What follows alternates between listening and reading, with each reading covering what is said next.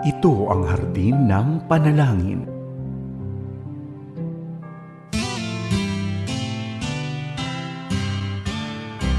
May harding mapananalanginan, doon si Jesus naghihintay. O kainam ng panalangin ang hardin, doon kay gandang manalangin. Tayong natulog sa luklukan ng Diyos sa hardin ng pananalangin.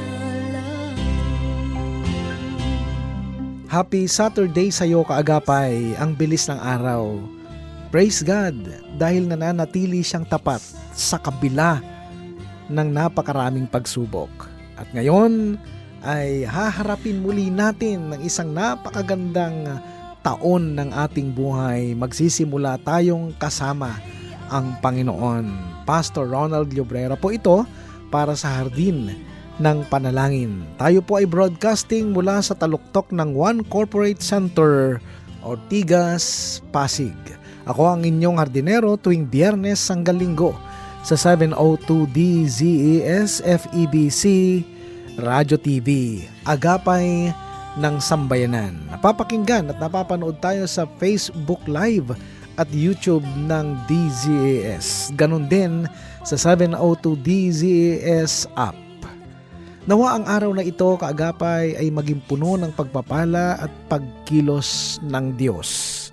Simulan natin ang ating programa sa isang panalangin. Aming Panginoon, aming Ama, maraming salamat po, O Diyos. Pinupuri ka namin at dinadakila sa aming mga buhay. Maraming salamat dahil ang katagumpayan ay aming patuloy na nararanasan, Panginoon. Kasabay nito, aming Panginoong Diyos, kami po ay nagpapakumbaba at patuloy na umaamin sa aming mga kasalanan. Patawarin niyo po kami, Panginoon. Inilalapit namin ang bawat sitwasyon ng bawat isa sa amin, ang aming mga kaagapay, anuman ang kanilang pinagkakaabalahan, anuman ang kanilang ginagawa, Panginoon. Ang daming dalangin ay maranasan ng bawat isa ang inyong pag-iingat. At Lord, dalangin din namin sa araw na ito na anuman ang pinagdadaanan ng aming mga kaagapay, yung iba po ay mayroong karamdaman, yung iba ay may pinagdadaanan, problema sa pamilya, sa pinansyal, Panginoon. Lahat ng ito, O Diyos, ay nababatid po ninyo. Wala pong nalilingid sa inyo, Panginoon. At mamaya po sa amin pong pagbanggit ng mga panalangin kahilingan ng bawat kaagapay namin, alam po namin, O Diyos, na kayo po ay laging nakikinig, laging nandyan para sa amin. Kaya naman, O Diyos, sa araw na ito, hayaan niyo po na kami po ay manampalataya at maniwala sa inyong kayang gawin ayon sa inyong banal na kalooban sa aming mga buhay. Pangunahan niyo po kami at patuloy kang maparangalan sa aming mga buhay. Ito po ang aming dalangin sa pangalan ng aming Panginoong Hesus. Amen. Nagbabalik po ang Hardin ng Panalangin. Ako si Pastor Ronald Llobrera, ang inyong hardinero tuwing Biyernes hanggang Linggo. Kumusta ka na kaagapay? Kung ikaw ay may prayer needs, maaari mo yang i-comment o ipadala sa amin upang ating ilapit sa Diyos. Alam mo, masaya kami dito sa Hardin ng Panalangin na maipanalangin kayo at magsama-sama tayo na lumapit sa mabuti at mapagpala nating Panginoon.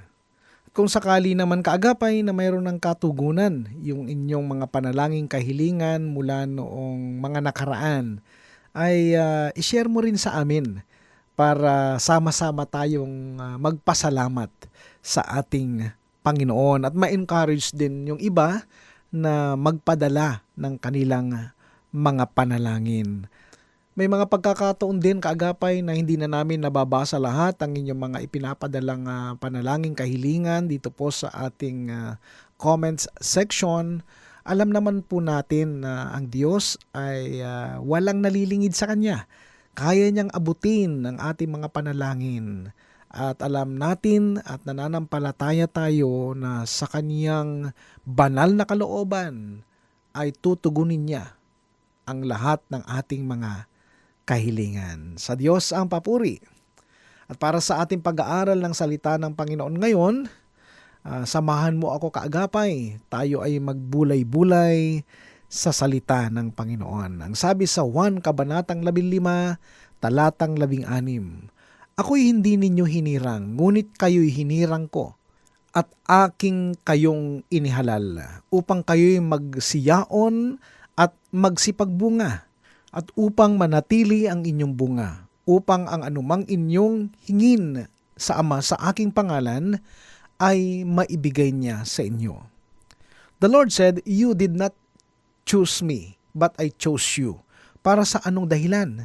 That you should go and bear fruit. At balang araw, pagdating natin sa langit, kung tayo'y namuhay na mabunga sa ating buhay Kristiyano, magkakaroon tayo ng maluwalhating pagtanggap doon sa langit at tayo'y bibigyan ng gantimpala mula sa ating Panginoon. Sabi sa Biblia, we will receive crowns, mga korona. At alam ninyo kung anong gagawin natin sa mga koronang tatanggapin natin. Ang mga koronang ito ay ating iaalay sa paanan ng Panginoon at ating sasabihin, Panginoon, ibinabalik ko po ang mga koronang ito sapagkat ako po'y naligtas at ako po'y naging mabunga dahil lamang sa biyaya ng Diyos. Only by grace of God. Hindi po sa aking karunungan o kakayahan, kundi tanging sa kapangyarihan at tulong lamang ng Espiritu Santo. Subalit ating i-imagine ang katatayuan mo kung ikaw ay Kristiyano o Kristiyanong pasang-awa. Oo nga, nakarating ka sa langit pero wala kang gantimpala. Makikita mo ang ibang mga Kristiyano nag-aalay ng kanilang mga korona sa paanan ng Panginoon. Pero ikaw ay nakatayo lang sa isang tabi. Nakatunganga kasi wala kang korona na maialay sa Panginoon. Ano ang magiging damdamin mo? Oo mga kapatid, magiging nakakahiya ang iyong kalagayan. At doon ka makakaramdam ng matinding pagsisisi at sasabihin mo sa sarili mo, sana naglingkod din ako at namunga din ako para sa Panginoon upang sana'y mayroon din akong korona na iaalay sa Kanya bilang katunayan na nagpapasalamat ako sa kaligtasang ipinagkaloob niya sa akin. Kaya kaagapay, ito'y malaking hamon sa atin, sa ating lahat na pag-aralan natin ng maayos o mabuti ang 8 hakbang na ito. 8 steps upang tayo ay magiging malago bilang Kristiyano at upang tayo ay maging mabunga sa ating paglilingkod.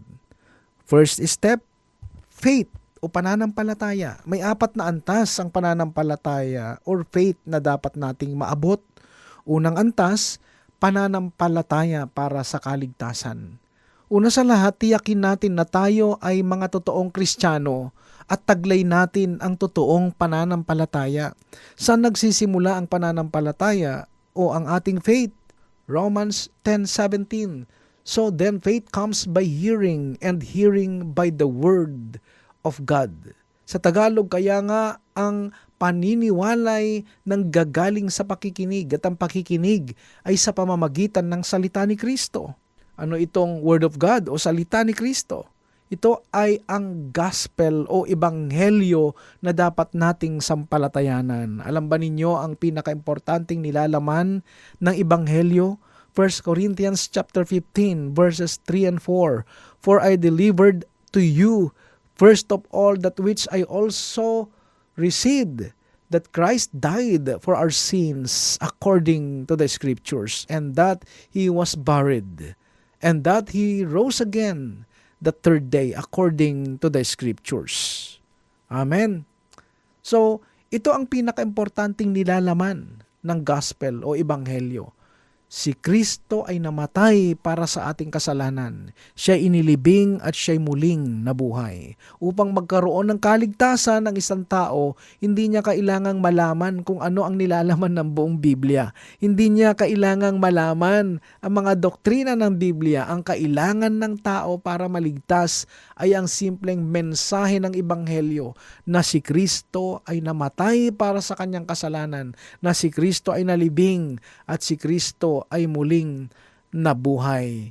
At syempre, kinalaunan, ang Kristiyanong mayroon totoong relasyon sa Diyos ay aaralin niya na ang mga salita ng Diyos galing sa Biblia. Ito ang mensahe ng Ebanghelyo na matatagpuan sa John 3:16.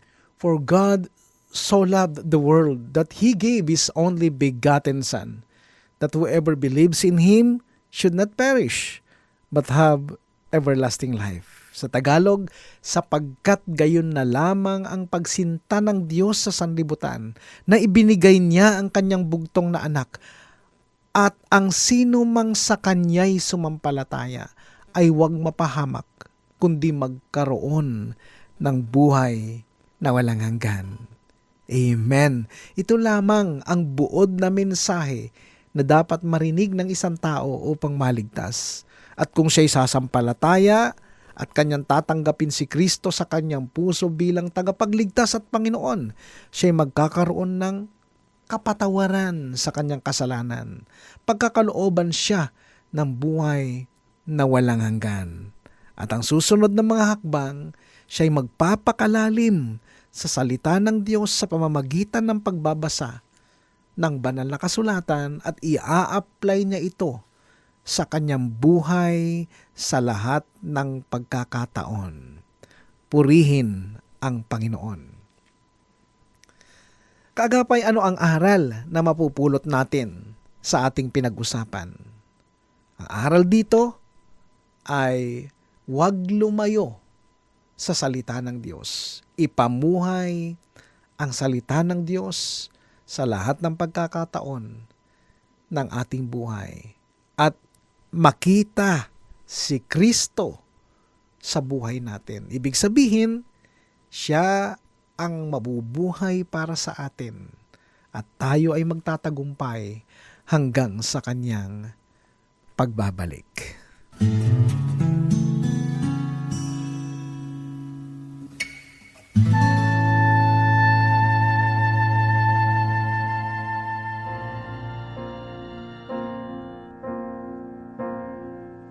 Sa sandaling ito, kaagapay, simulan na natin ang pagdulog sa Diyos sa mga panalangin kahilingan ng bawat isang kaagapay natin. Tayo ay manalangin. Panginoon, sa oras pong ito, kami po ay lumalapit sa inyo ng may pagpapakumbaba, may pananampalataya at talagang naniniwala sa inyong kayang gawin sa aming mga buhay. Inilalapit namin, Panginoon, sa inyo ang mga panalangin kahilingan ng aming mga kaagapay. Dinadalangin namin si kapatid na Eufrancia Santos. Ang kanyang panalangin ay salvation para sa kanyang buong pamilya at kagalingan sa lahat ng kanilang mga karamdaman, Panginoon. Ganon din aming inilalapit sa inyo si Freds Dominguez, Lord. Ang kanyang dalangin ay gumaling na po ang pananakit ng kanyang dibdib, Panginoon. Kayo po ang magbigay sa kanya ng kalakasang pisikal.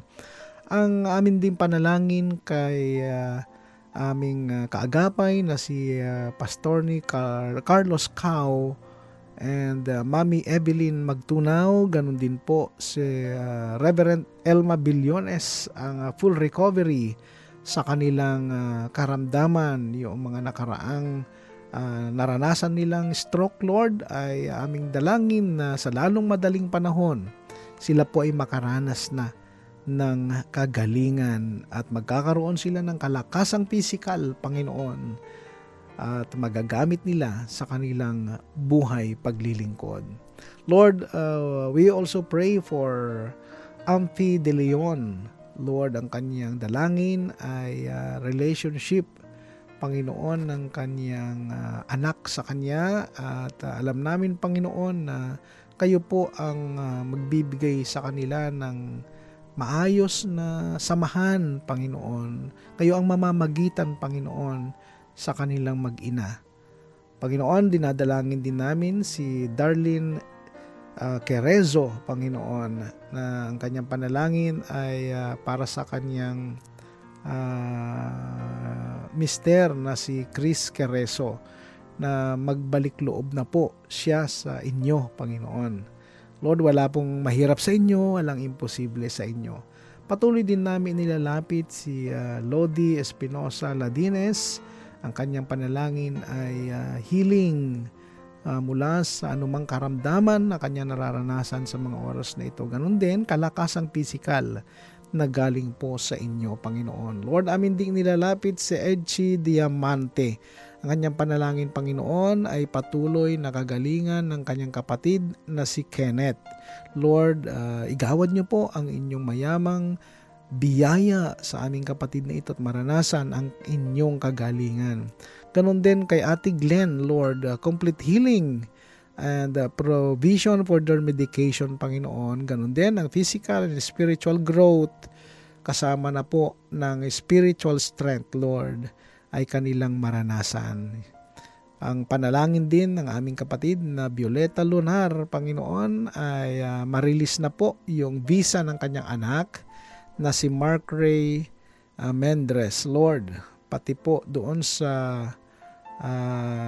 makapasa, no, yung application niya sa immigration at yung medical examination, Panginoon. Lord, maraming salamat po at kayo po ang patuloy na magbibigay sa kanila ng katugunan sa kanilang mga panalangin. Lord, nilalapit din namin si Aurora De Vera, Panginoon. Kagalingan po sa lahat ng may karamdaman ng kanyang panalangin kahilingan. Maraming salamat po. Akin din pong inilalapit ngayon ang aking mga kamanggagawa, Reverend Jean Manganti, Lord, sa kanyang buhay paglilingkod. Maraming salamat po at noong nakaraang kaarawan na kanyang ipinagdiwang, pinupuri ka namin, Panginoon, sa kanyang buhay. Ganun din ang kanyang may bahay na si Pastora Glenda San Juan Manganti. Patuloy niyo siyang ingatan, anuman yung mga nararanasan niyang karamdaman, Panginoon, ay inyo pong pagalingin sa pangalan ng aming Panginoong Hesus. Maraming salamat. Inilalapit ko rin ang aking mga kaagapay dyan po sa Calvary Christian Church, dyan po sa Balaoc, Santo Tomas, La Union, ang aming mga kamanggagawang Pastor Joseph Padilla, Panginoon, at ang kanyang buong sambahayan, ang buong Padilla family. Lord, aking inilalapit ang aming kamanggagawang ito na samahan niyo siya sa kanyang paglilingkod. Ganun din yung plano niya na magmisyon sa India, Panginoon. Lord, kayo po ang mag-provide ng kanyang pangangailangan, lalo na po ang spiritual na kahandaan para sa gawain ito. Akin din inilalapit sa inyo si Pastor Israel Llobrera, ang kanyang associate pastor dyan po sa Calvary Christian Church, at ang buong Llobrera family dyan po sa Balaoc, Santo Tomas, La Union. Ingatan niyo po ang kanilang buhay paglilingkod at kayo po ang magbigay sa kanila ng proteksyon at kalakasan. Maraming salamat, Panginoon, sapagkat kayo'y laging naririyan, nakikinig sa amin at hindi nyo kami iniiwan at pinababayaan. Pinagkakatiwala po namin sa inyo ang lahat ng aming panalangin at sa inyong banal na kalooban, inyo pong tutugunin ang lahat ng ito, Panginoon. Salamat po. Ito pong aming dalangin sa pangalan ng aming Panginoong Hesus. Amen.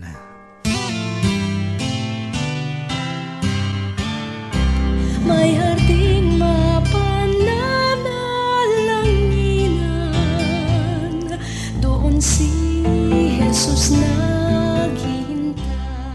Mga kaagapay, magkarinigang muli tayo mula Biyernes hanggang Linggo sa radyo, online at dito po sa Channel 185 sa Signal. Ito'y sa pakikipagtulungan ng GCTV para sa programang Hardin ng Panalangin, Ako po si Pastor Ronald Llobrera na nagpapaalalang ang Kristiyanong namumuhay ng tapat ay sapat sa lahat ng bagay.